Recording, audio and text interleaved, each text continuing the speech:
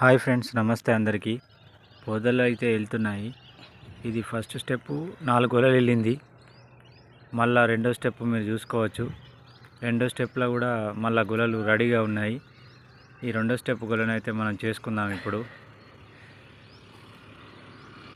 కింద సైడ్లకు అటు ఇటు ఒకసారి మనం కట్ చేసుకోవాలి.